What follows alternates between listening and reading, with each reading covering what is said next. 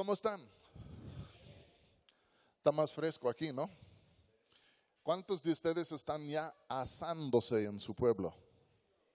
Sí, sí, aquí está pasando. Bueno, yo les invito a que abran sus Biblias al libro de los Hechos. Lo que les voy a decir les va a parecer un poco redundante, pero yo les quiero hablar hoy de Dios. ¿Está bien? Dios es el fundamento de todo, pero al fin de cuentas Dios es Dios. Dios es el gran blanco de nuestra vida. Fuimos creados en su imagen y semejanza. Fuimos creados para conocerle a Él. Interesantemente, aun siendo cristianos, parece que muchas veces que el último lugar en donde ponemos nuestros ojos para meditar, estudiar y contemplar es en Dios mismo. Queremos entender doctrina, queremos tener una iglesia mejor, queremos tener una familia mejor, queremos tener finanzas mejores y todas estas cosas son lícitas. Sin embargo, yo creo que el corazón del cristianismo es esto, que uno gire su corazón y sus ojos hacia Él, con la finalidad de comenzar a tratar de comprender quién es Él. Porque si Él es Dios y Él es el Rey y Él es la regla de todas las cosas y fuimos creados para tener comunión con Él y además de llevar su imagen, yo creo que al fin de cuentas y en el primer lugar en un sentido, debemos alzar los ojos y ponerlos en Dios. No digo esto para contender con nadie. Pero si yo les hiciera la pregunta, ¿cuántos de ustedes me pueden decir, si yo les hiciera la pregunta, ¿sobre cuál tema has leído más libros? ¿La familia o los atributos de Dios?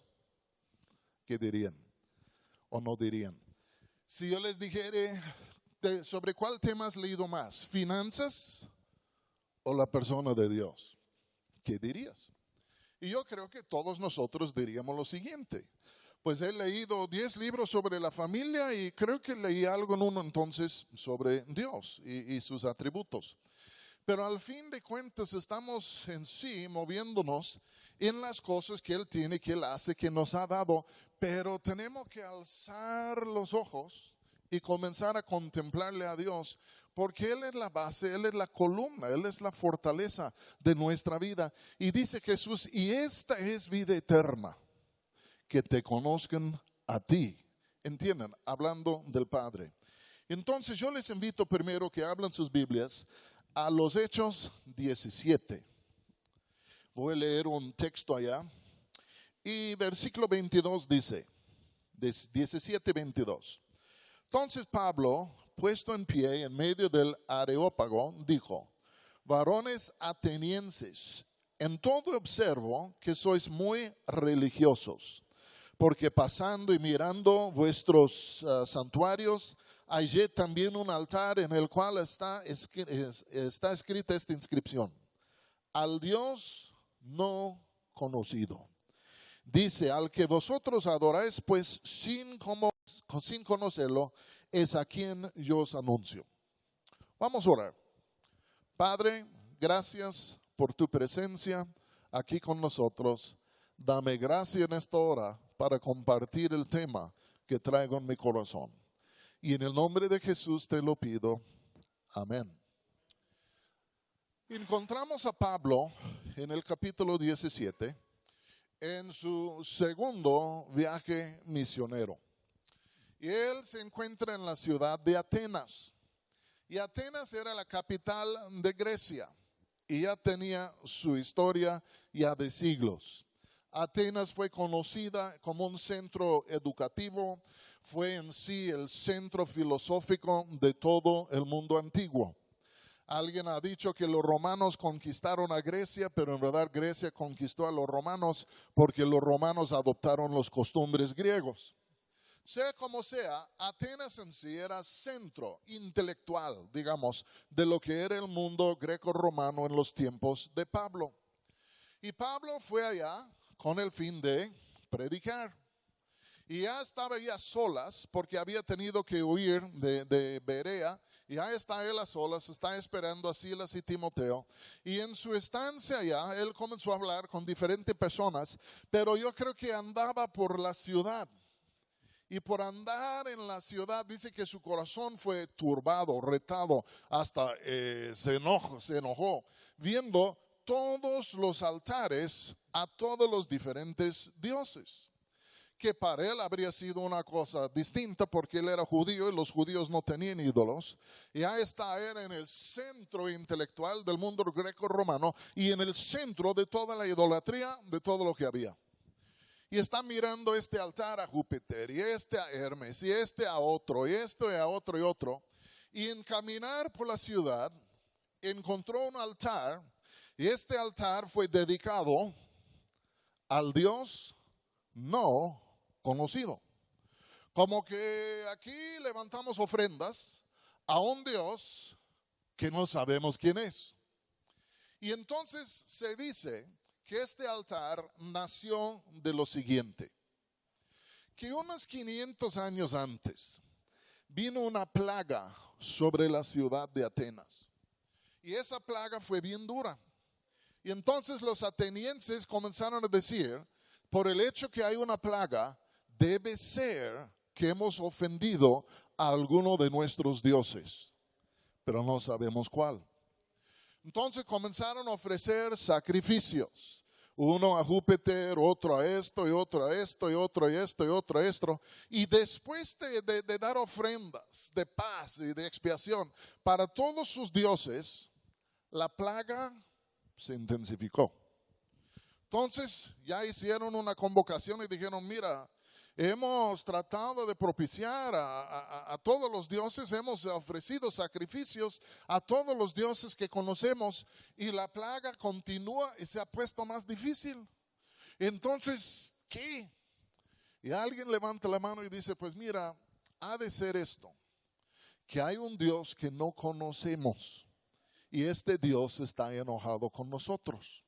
Y entonces debemos levantar ofrendas a este Dios no conocido. No sabemos quién es, pero nos está dando bien duro. Y entonces sacaron 24 carneros, los llevaron a un prado ya al lado de Atenas y concluyeron esto, dijeron esto: cualquier carnero que se hinca, que se acuesta, esta es una indicación de este Dios que no conocemos, que Él quiere que este carnero ya sea para sacrificio. No me acuerdo la cantidad total de los carneros que se hincaron en los próximos 24 horas. No eran todos, pero algunos.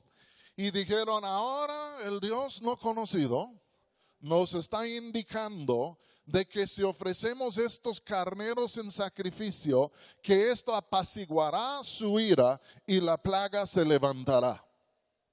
Entonces, el día siguiente tomaron los que se habían hincado y entonces ahí van y los sacrifican.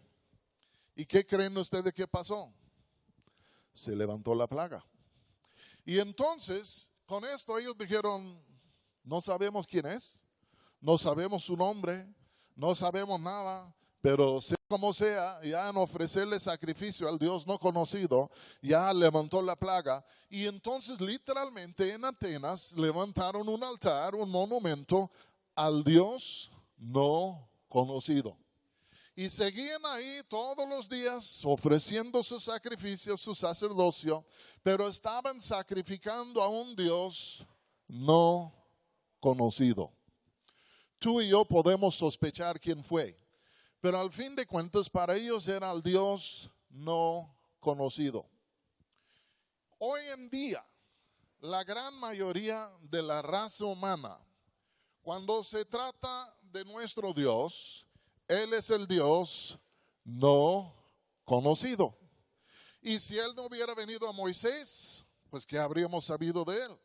Uno mira las estrellas del cielo y todo esto y uno dice, pues ha de haber alguien por allá, muy fuerte y muy poderoso, ordenado, pero ¿quién es? Porque cuando el hombre salió del huerto de Edén, no solo salió habiendo transgredido, no solo se corrompió moralmente, no solo llegó a estar bajo la condenación, pero también su mente, la Biblia dice, fue entenebrecida. Su entendimiento, su corazón oscurecido. Es como que el hombre se volvió ciego. Y al salir del huerto, como que el hombre comenzó a perder toda noción de quién es Dios y de cómo es Dios. Y por esa ceguera y por esa ignorancia, el hombre comenzó a multiplicar dioses conforme a su corazón, conforme a su imaginación, en cuanto a quién era Dios y cómo era Dios. Pero es un poco trágico si entendemos que fuimos creados para conocerle, para llevar su imagen, para servirle. Es un poco trágico de entender que ni conocemos quién es, ni cómo es, ni nada así. Y por eso, en un sentido, digo yo, que toda la vida cristiana realmente se gira alrededor de esto, de volver a descubrir quién es Dios, pero no se basa en nuestras averiguaciones, sino que se basa en escudriñar y estudiar las revelaciones que Él a nosotros nos ha dado. Porque el hombre a solas está ciego. Pablo habla en Hechos 17 de los que con las manos palpan tratando de entender quién es. Y la imagen que está usando es como los hombres de Sodoma y Gomorra, cuando los ángeles los cegaron, que estaban tratando de encontrar la puerta de la casa para entrar y agarrar a Lot, pero por ser ciegos no lo hallaban, no la hallaban. Y él dice, es igual en cuanto a la raza humana, que cuando se le ocurre volver a buscar y encontrar a Dios, es como un hombre ciego tratando de abrir una puerta que ni puede encontrar. Y esto solo es cuando busca, porque la neta es el hombre por su propia inclinación ni le busca. Pero al fin de cuentas es como que alguien hubiera quitado el sol del universo. Hay unas estrellas, hay unos estos, hay otras cosas, pero es peor que un eclipse. Es como que desapareció el sol y el sol ya no está y estamos viviendo en tinieblas. Yo les voy a contar lo que yo creo, les cuento mi experiencia. De todos los temas que hay en el cristianismo, para mí, el tema más difícil de contemplar y de tratar de comprender es simplemente Dios. Yo puedo entender mejor la iglesia, hasta el anticristo le puedo entender mejor, el matrimonio lo puedo entender, pero cuando alzo los ojos y los pongo en Dios y digo, yo quiero subir a la cima de esta montaña, la más grande, la más alta que hay, yo digo, vaya, cuesta trabajo. Porque no estoy acostumbrado a pensar en Él, y más si Él es infinito es un poco más difícil, pero al fin de cuentas muchos de nosotros estamos viviendo en un universo, en un sistema solar que no tiene sol. Estamos en un cristianismo que se gira, pero no volvemos los ojos realmente a Dios para echarle una mirada prolongada y comenzar a decir, ¿Él quién es? ¿Y cómo es? Y yo creo este es un problema en nuestras iglesias, porque al fin de cuentas no es nuestra tradición, no son tantas cosas que son la regla de nuestra fe, sino al fin de cuentas es Dios mismo. Y no es subjetivo que cada quien imagina lo que quiere, sino que Dios nos ha dado una revelación de sí mismo. Y esta revelación ha venido en su Hijo. Y esta revelación que vino en el Hijo ha sido escrita en lo que son las Escrituras, pero al fin de cuentas, si yo tengo una imagen distorsionada de quién es Dios, va a distorsionar lo que yo creo que es la conducta que yo debo llevar, y al fin de cuentas ando mal. Es decir, si mi regla está chueca, al fin de cuentas mi vida va a ser chueca. Y yo creo, por el hecho que la vida está en Dios, en Cristo, en el Padre, yo creo que la gran meta de nosotros es de volver a mirar, contemplar, meditar.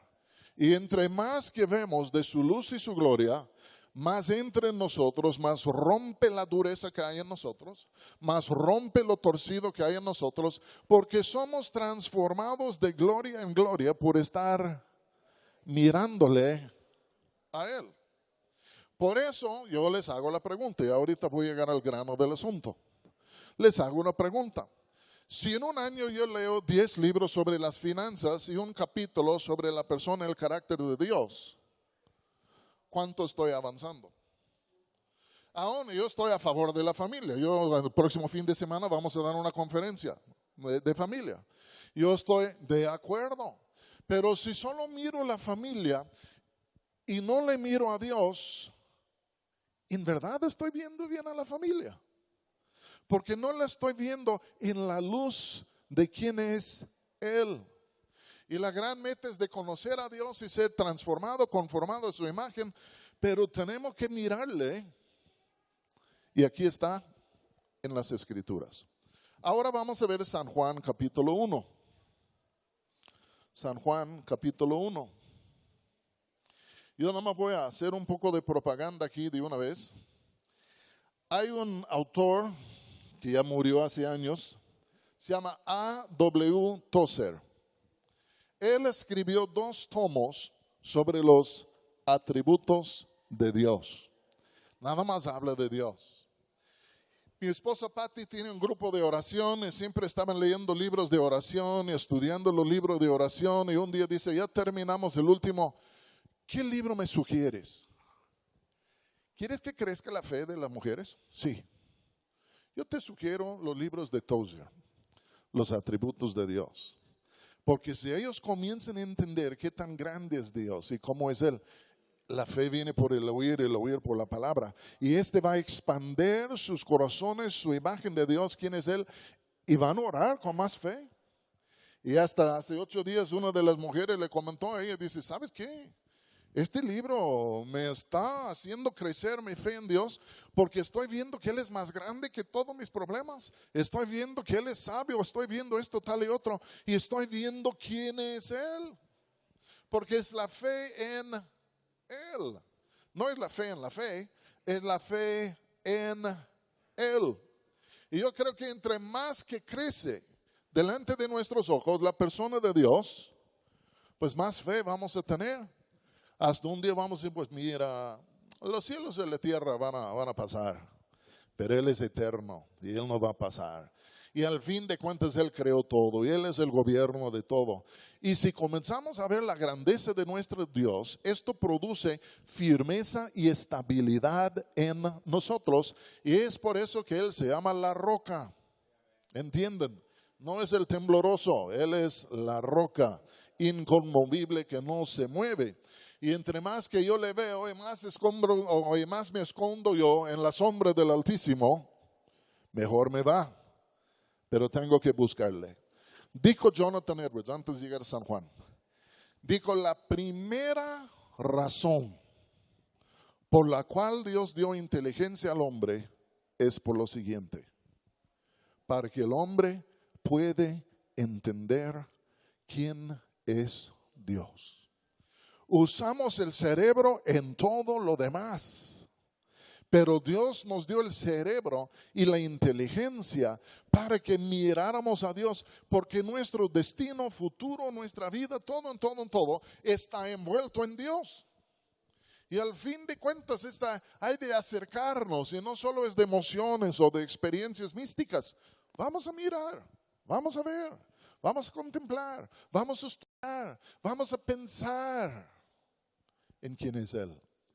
Y en hacer esto el Espíritu Santo viene y nos ayuda. San Juan 1:18. Ustedes han leído San Juan. San Juan tiene 21 capítulos y empieza con lo que se llama el prólogo. El prólogo es de 1:1 al 18. Es como la introducción al libro. Empieza diciendo 1:1. En el principio era el verbo, y el verbo era con Dios, y el verbo era Dios. Este era en el principio con Dios. Y 1:18 dice, a Dios nadie le vio jamás. El unigénito Hijo que está en el seno del Padre, Él le ha dado a conocer. Primero habla de la eternidad del verbo que es divino, que es el agente de la creación. Y luego habla de la encarnación en 2 maneras diferentes. pero termina con 1:18. Porque en sí esta sección 1 al 18 tiene su principio y su fin, 1:1 y 1:18. Y terminando todo esto, Juan dice algo muy fuerte. Dice, a Dios nadie le vio jamás. Adán y Eva lo vieron, pero fueron excluidos del huerto y a poco su conocimiento de Dios se iba oscureciendo. Y al fin de cuentas había cierta línea justa a lo largo de la historia que tenía sus encuentros con Dios. Sin embargo, Juan está diciendo, a Dios nadie le ha visto. Y fíjense lo que voy a decir. Cuando él dice que nadie le ha visto a Dios, se me hace que está diciendo lo siguiente. Nadie ha visto al Padre. Porque vemos en el Antiguo Testamento, en distintos momentos, que algunos tienen cierto encuentro con lo que parece ser Dios, pero cuando llegamos al Nuevo Testamento vemos que todos estos encuentros no eran con el Padre, sino con el Hijo. Aún Isaías 6, tú dices, wow, Isaías vio a Dios. Juan en San Juan 12 dice que él vio a la gloria del Hijo. Al Padre nadie le ha visto, nadie.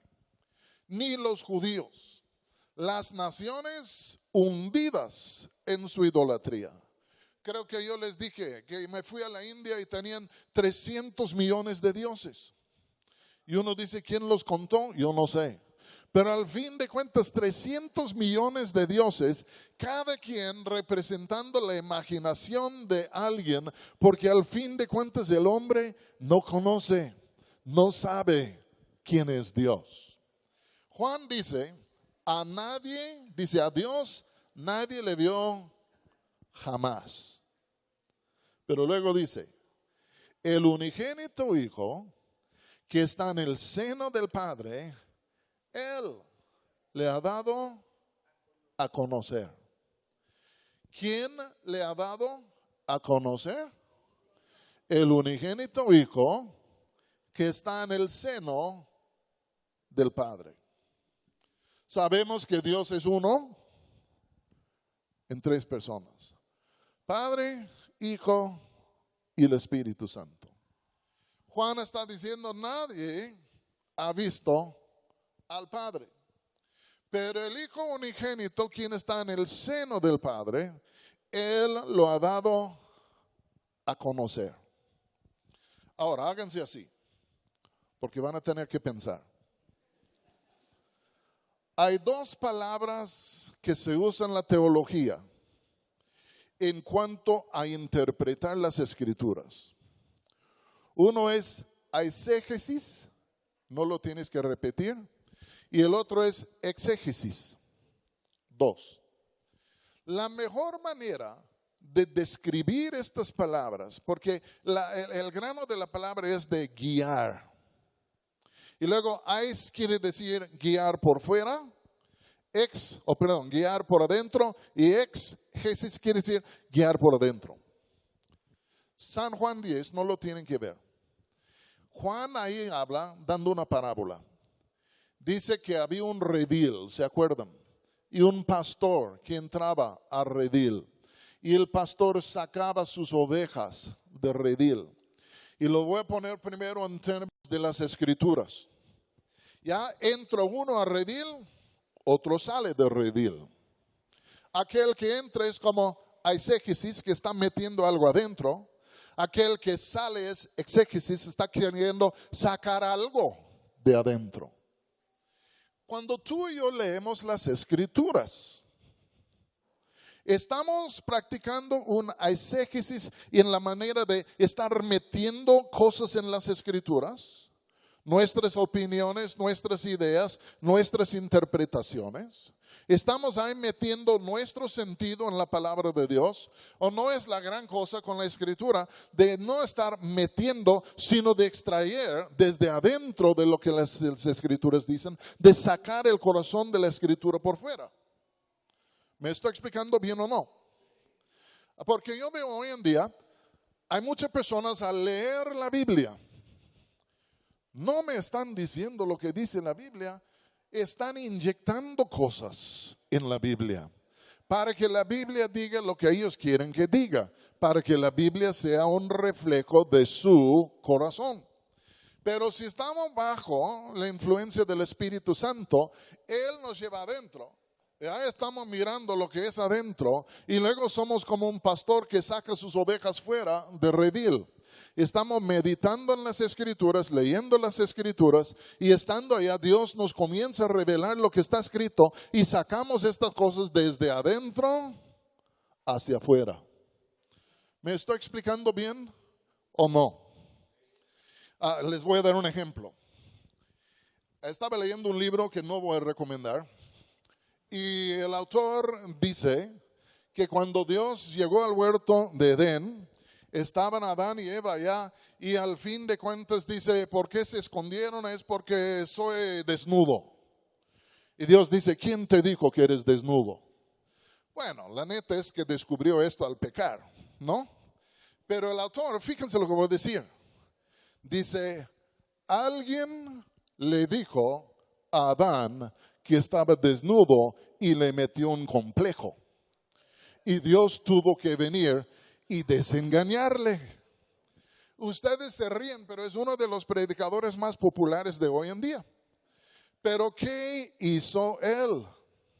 Él metió allá en sí, en la Escritura, la idea de la autoestima, diciendo, y fue todo el capítulo, y alguien destruyó la autoestima de Adán porque le dijo que era desnudo, y tú tienes que tener cuidado con los que te dicen malas cosas porque te pueden destruir. Y yo digo, amén. Pero no se puede sacar de este texto. Es eisegesis. Es como que el texto es un clavo en la pared y ya está colgando su saco. ¿Entienden lo que estoy diciendo? Y entonces este es exégesis, metiendo nuestras ideas allá. Exégesis. Abres tu Biblia, Señor, voy a leer, voy a meditar. Y el Espíritu Santo viene a enseñarnos. Y Él nos comienza a decir que está dentro de la Escritura. Y al fin de cuentas sacamos de redil de la Biblia, ¿entienden? Las cosas que están adentro. Y estamos trayendo una palabra viva y fresca como pan del corazón de Dios a la gente. Y coman de este pan y viven. ¿Me estoy explicando muy bien? Porque esta es una cosa, pero ahora vamos a saltar a otro nivel. Porque aquí dice él, nadie jamás ha visto a Dios.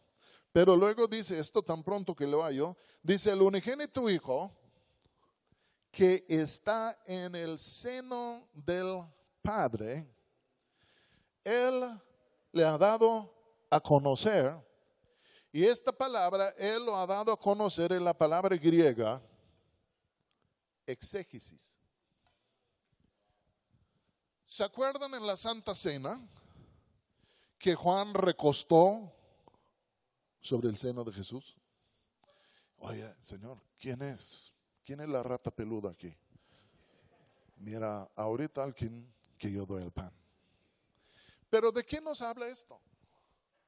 De una postura de confianza, de reposo, de intimidad. Y Juan ahí estaba cerquitas a Jesús. Es la mismita frase que se usa aquí para el Hijo, quien está en el seno del Padre. ¿Desde cuándo? Desde toda la eternidad. El Hijo está en el seno del Padre, aquí dice. Y entonces ni tú ni yo podemos empezar a imaginar de cuál es la relación abierta e íntima que existe entre el Padre y el Hijo. Nuestra mente llega a cierto punto y después de esto es como la palabra en Efesios 3, las riquezas inescrutables de Cristo. La palabra inescrutable es una palabra de las montañas y uno está al pie de la montaña y ve una senda que se va subiendo y por fin ya no ve la senda. Las inescrutables riquezas de Cristo. Ya vemos, pero por fin, ¿quién ve todo? Y aquí digo en cuanto al Hijo que está en el seno del Padre. Piénsenlo. ¿Cuál es la relación? ¿Cómo la calificamos? Si existe esta cercanía entre ellos dos y ha sido desde la eternidad y hasta la eternidad, ¿qué relación que me lleva a esto?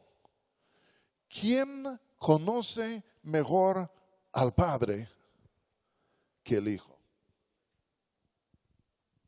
¿Puede haber otra persona que le conoce mejor al Padre que al Hijo de Dios? Yo no creo. Yo creo que si hubiera alguien que conoce el corazón del Padre, es el Hijo de Dios. Y dice Juan esto: a Dios nadie le vio jamás. Nadie. El unigénito Hijo que está en el seno del Padre, Él le ha dado a conocer. Exégesis. Está en el corazón del Padre. Pero salió en un sentido del corazón del Padre para llegar aquí, para estar con nosotros. Y el Verbo, que era en el principio, que era con Dios y era Dios, este mismo Verbo se vino y se hizo carne. El Verbo que estaba eternamente y aún es eternamente en el seno del Padre, aquel que le conoce como nadie jamás le ha conocido y nadie jamás le va a conocer, este viene, ¡pum!, se hace carne entre nosotros. La encarnación nace de la Virgen María. Y aquí está Él. Y dice Juan que la razón por la cual que Él vino es esto: Él le ha dado a conocer. Wow. ¿Por qué vino el Hijo de Dios? Para que tú y yo le pudiésemos conocer al Padre. Tuvo que ofrecer su humanidad en la cruz para remover la barrera del pecado, para que pudiésemos ser reconciliados con el Padre. Pero la gran meta de todo esto es lo siguiente: que tú y yo comencemos a llegar a conocer quién es el Padre. Cuando dice aquí que Él lo ha dado a conocer, esta misma palabra griega, exégesis, que está por debajo de esto, se usa en San Lucas. Y es como cuando vinieron los pastores a José y María. Y más o menos dice, y les contaron todo lo que había pasado. Y hay 2, 3 instantes más en Lucas en donde les contaron todo. Y entonces viene el Hijo del corazón del Padre, viene para, en un sentido, sacar de adentro por afuera todo lo que es la imagen de Dios. Y es como si Él hubiera venido para contarnos todo. ¿Pero de quién? De Dios Padre. Y es por eso que Él dice que tú has venido y dice, y esto es la vida eterna, que te conozcan a ti. ¿Entiendan?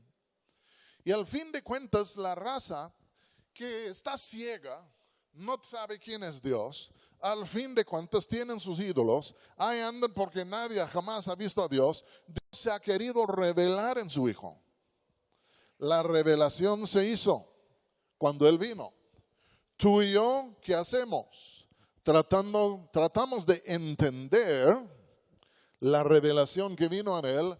Además, tratamos de proclamar esta revelación para que todos los demás que creen también pueden entrar y que pueden tener vida eterna en conocer a Dios. Fíjense lo que voy a decir. Cuando dice el Hijo de Dios lo ha dado a conocer, es como que Jesús vino del cielo y dijo, yo les voy a decir cómo es mi Padre. Vamos a suponer esto, ¿ok? Vamos a suponer, está el hermano Juan. Vamos a suponer que estuviera Andrés y le dijéramos, hermano Juan, salte tú de aquí, ahorita te llamamos. Y luego ponemos a Andrés en medio y le decimos, Andrés, cuéntanos cómo es tu padre. Él no está, pero tú le conoces, tú naciste de él, tú has estado con él por todos los años. Cuéntanos cómo es tu padre. ¿Están conmigo? Luego, si él nos contare todo y viniera el hermano Juan y comenzáramos a hablar con el hermano Juan, veríamos esto, que Andrés sí ha conocido muy bien a su papá, porque todo lo que nos ha dicho de él es la verdad. ¿Me estoy explicando? Y es como que el Hijo de Dios sale del cielo, se pone en medio del mundo y comienza a decir, yo les voy a decir cómo es mi papá. A ver, ¿qué nos cuentas? Mi padre es así, mi padre es tal, mi padre es... Porque la gente no sabe quién es, no sabe cómo es. Y el Hijo se pone a contar a todo el mundo, ya cómo es el Padre, lo da a conocer, está contando toda la historia. Y luego lo interesante es esto, que cuando el Padre aparece por fin, vamos a ver que no hay desavenencia entre lo que dijo el Jesús y lo que el Padre es. Porque el Hijo es un testigo verdadero. ¿Ok? Ahora, ¿cuál es el problema con muchas religiones del mundo?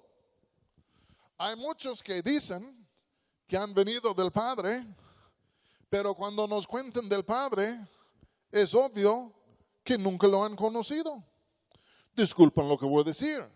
Mahoma nos quiere describir a Dios y decirnos cómo es. Es como si Dios estuviera detrás de una cortina y Mahoma dice, yo le entiendo, yo le veo, yo te voy a decir cómo es. Pero no es así. El hinduismo no es así. ¿Entiendan? Porque tenemos personas diciéndonos cómo es Dios que nunca lo han visto. Y al fin de cuentas es el Hijo, es el único que ha estado en el seno del Padre. Él es el único realmente calificado para decirnos cómo es Dios Padre. Y no hay desavenencia. Si está Andrés aquí y luego yo digo a dos personas aquí que ni conocen al hermano Juan y yo le digo, tú dime cómo es el hermano Juan. Pues no le conozco, pero me lanzo de todos modos. Y luego le comienza a describir el hermano Juan. ¿Lo va a atinar si nunca lo ha visto? No, no lo va a atinar. Y si preguntamos a uno y luego preguntamos al otro, ¿el segundo lo va a atinar? No, y tampoco va a estar de acuerdo con el primero. Y luego, si decimos una mujer, descríbenos al hermano Juan y dice la hermanita Juanita. Y ahí te comienza a describir al hermano Juan como si fuera mujer. Pero el problema es que no le conocen. Pero el único que le conoce es el Hijo. Y si yo le dijera a un amigo de Andrés, a ver, explícame cómo es el hermano Juan. Van a decir, bueno, Andrés dijo esto. Y Andrés dijo esto. Y Andrés dijo esto. Entonces yo creo que lo que dijo Andrés es la verdad. Y nos contaría media historia, no basado en su propia observación, sino basado en lo que Andrés le habría dicho. ¿Cuál es el testimonio que tú y yo contamos? ¿Cuál es el testimonio que damos? Nosotros hemos oído del Hijo. Y es por eso que repetimos lo que ha dicho el Hijo. Porque el Hijo vino, el Verbo fue hecho carne. Y Juan dice, y vimos su gloria, gloria como del unigénito del Hijo y del Padre. Y ya lleno de gracia y de amor. Y todo lo escribió aquí los otros autores. Y entonces tú y yo somos como amigos del Hijo.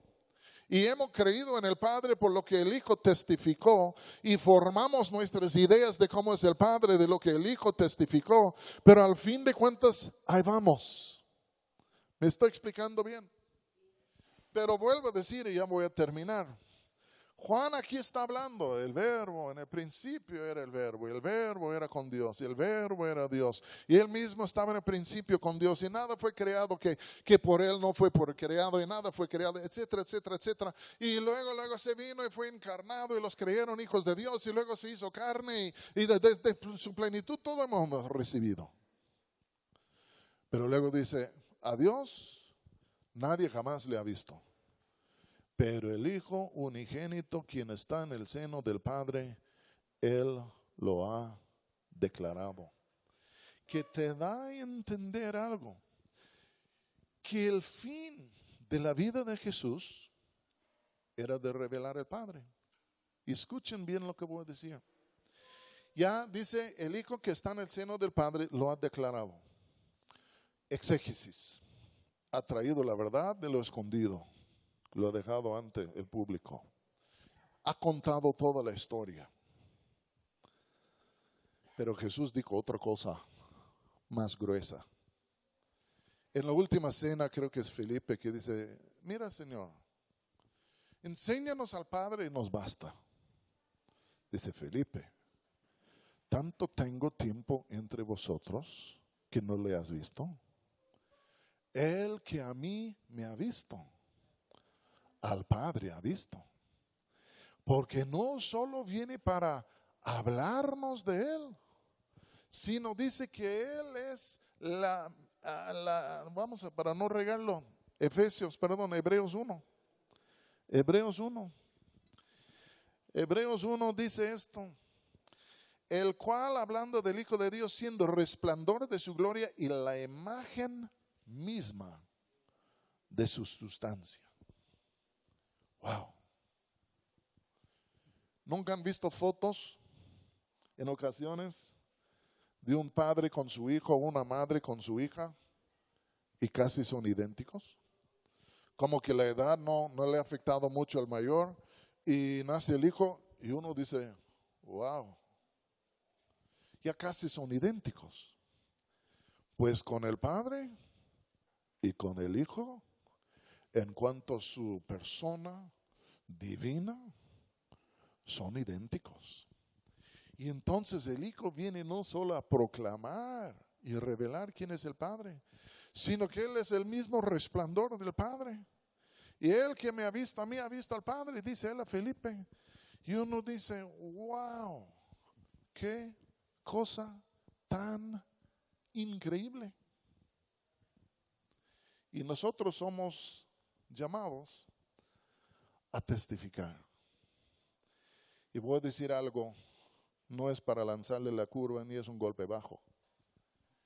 Pero tal como el Hijo es la imagen exacta de su Padre, y Él estando en el seno del Padre, lo ha revelado, ha dicho.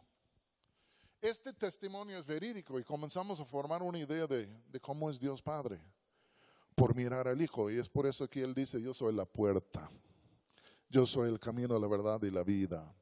Nadie viene al Padre sino por mí. Si no predicamos la puerta, ¿cómo va a entrar la gente? Si no señalamos la puerta, ¿cómo van a entrar? No van a entrar porque no hay ventanas, ¿entienden? Porque para que la gente conozca a Dios, lo más importante es que nosotros predicamos al Hijo de Dios.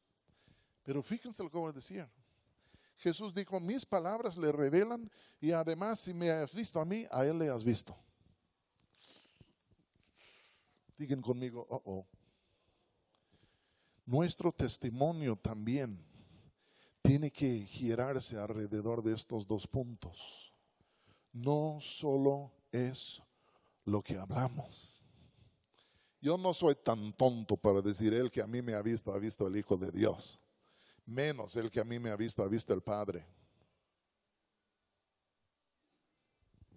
Pero no debe haber un reflejo en nosotros. No debe haber un reflejo.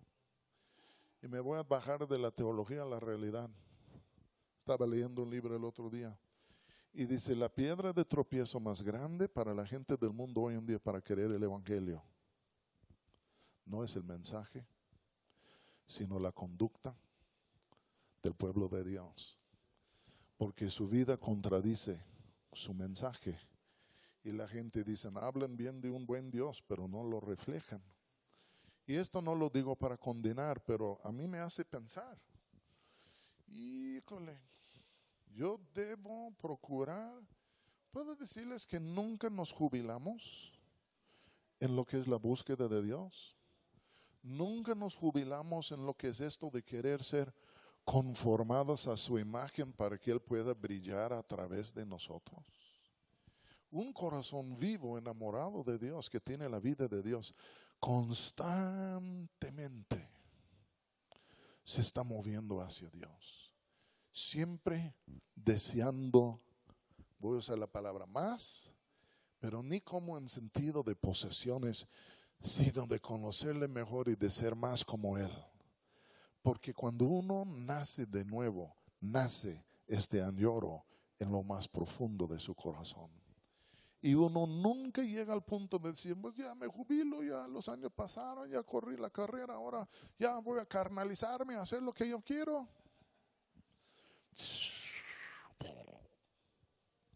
Porque cuando uno nace de nuevo, siempre ama a Dios, siempre desea a Dios, siempre quiere ser como Dios. Y yo vuelvo a decir, mirando aquí a Jesús, pues a Dios nadie jamás le ha visto. Pero el Hijo que está en el seno del Padre, ¿lo ha visto? ¿Lo ha oído? ¿Lo conoce como nadie le conoce? Y Él lo ha dado a conocer con lo que hizo, con lo que dijo, pero en su persona. Y en Él encontramos al Padre. Y dice Jesús, y esta es la vida eterna, que te conozcan a ti, Padre, y a Jesús que tú has enviado. La teología no nos hace mal, nos estira la cabeza, la mente, el corazón, porque no debemos ser burros. Hace 3 años me iba a Puebla y termino. Pasábamos por el bello estado de Hidalgo y vi un rebaño de ovejas. Y no hubo pastor. Lo que estaba guiando el rebaño de ovejas era un burro. El burro iba por delante. Y le dije, Pati, ¿estoy viendo bien? Las ovejas están siguiendo al burro. Dice, sí. Y digo, pues este ha de ser una señal porque vamos a una conferencia de pastores. Ya tengo mi tema.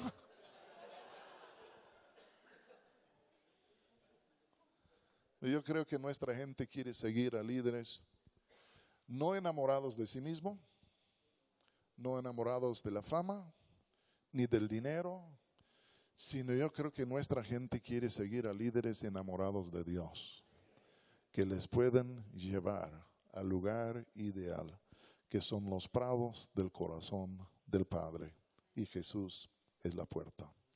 Vamos a ponernos en pie.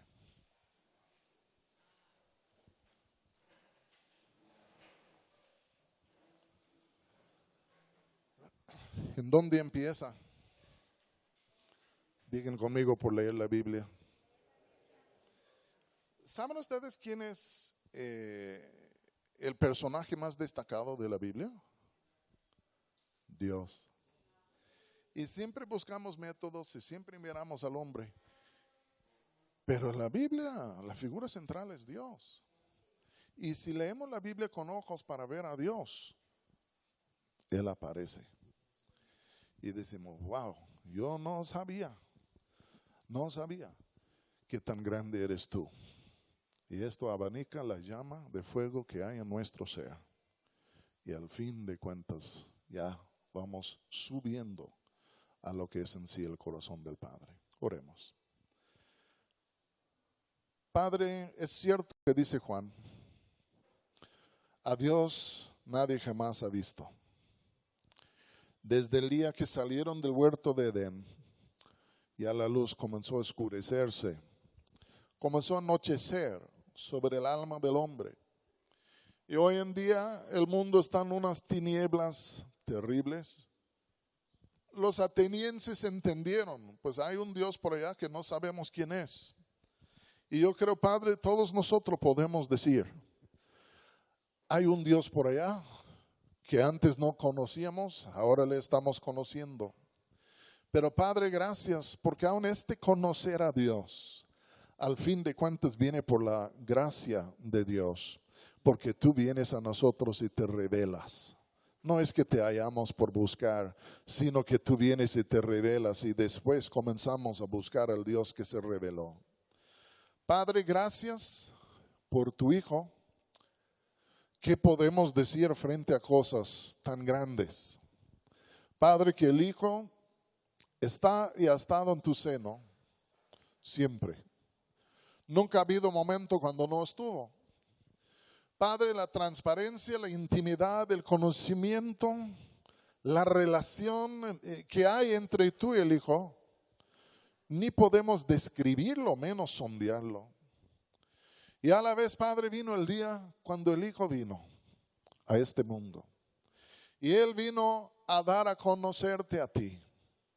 Y Padre, aquel que te conoce en perfección vino a traer revelación a este mundo que ya no veía a Dios. Y vino para traer una nueva y permanente, incorruptible revelación de ti.